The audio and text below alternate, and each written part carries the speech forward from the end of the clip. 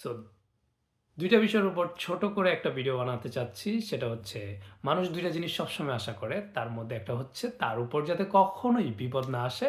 আর দ্বিতীয়টা হচ্ছে তার উপর যেন সবসময় সুযোগ সুবিধা আসে।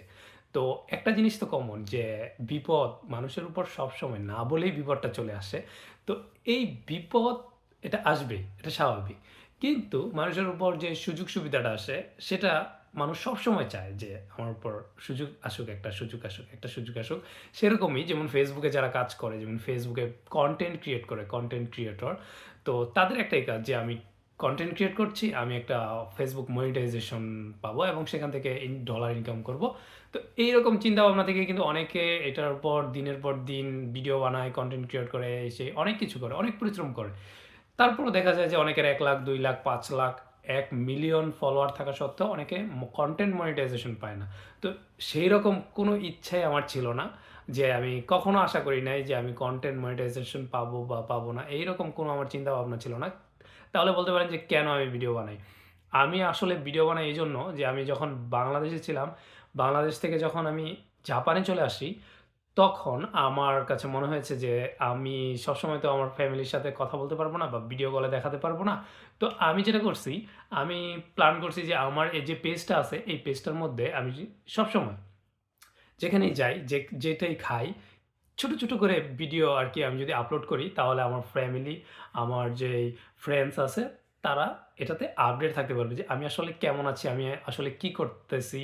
তো এই বিষয়টার উপর চিন্তা করে আমি এই ছোট, ছোট ভিডিও বানাই। আমি কখনো কনটেন্ট বানাই না। বিশ্বাস করেন আর না করেন, আমি কখনো কনটেন্ট বানাই না এবং আমার ভিডিওগুলা সত্যি কথা বলতে যখন ১,০০০ ওভার করে, মানে ১,০০০ ভিউ ওভার করে তখন আমার মানে অনেক বেশি খুশি হয় যে মানে মানে এত খুশি লাগে যে ১,০০০ ভিউ মানে প্রায় ১,০০০ মানুষ তো দেখছে এমন মনে হয়। কিন্তু আমি ভাবি আমার তো এত মানুষের সাথে পরিচয় নাই। তো এই ভিডিওগুলা দেখে কারা? আবার আমার ফলোয়ার হয়ে গেছে ১৯০০ মানে ১৯২৫-২৬ সামথিং। তো এইটাও অনেক মানে আমাকে মানে কি বলবো? মানে এত মানুষ কিভাবে সম্ভব? মানে আমি তো কোনো কনটেন্ট বানাই না। বা আমাকে ভালো লাগে এমন মানুষও আছে। সো এটা একটু ভাবি মাঝে, মাঝে কিন্তু কনটেন্ট মানে আমার মাথায় কোনো কনটেন্ট নাই। সত্যি কথা বলতে। কনটেন্ট একদমই নাই যে আমি কনটেন্ট ক্রিয়েট করব, আপনাদেরকে শেয়ার করব। সো আমার ধারণা হচ্ছে আমি যেই ছোট, ছোট কাজগুলা করি বা ছোট আকারে আরকি ১০ সেকেন্ড ২০ সেকেন্ডের মধ্যে একটা রিলস আকারে দিলে আমার ফ্যামিলি দেখতে পারবো এবং আমার যে ফ্রেন্ডসরা আছে এরা দেখতে পারবো। সো এই উদ্দেশ্য নিয়েই কিন্তু আমি ভিডিও বানাচ্ছি এবং বানিয়ে যাবো। সো আপনারা ভাবতে পারেন যে ১,০০০ ভিউ হয় এত খুশি। আমি এতেই অনেক খুশি সত্যি কথা বলতে। আর যদি ২০ সম্ভবত ২০ টা লাইকের উপর চলে যায়, তাহলে আমি অনেক বেশি খুশি হয়ে যাই আরো। তো আমি এতটুকুতেই খুশি থাকতে চাই। আ আমি কখনো বলব না আমাকে ফলো করেন, লাইক করেন, শেয়ার করেন। কারণ হচ্ছে এটা আমার সাথে মানে যায় না। তো যদি কোনো ভিডিওতে এটা বলি তাহলে অবশ্যই বুঝবেন যে কারো জন্য এটা করা হচ্ছে। হুম? যদি কোনো ভিডিও বলি যে শেয়ার করতে তাহলে বুঝবেন যে এটা কোনো মানুষের উপকারের জন্য করছি।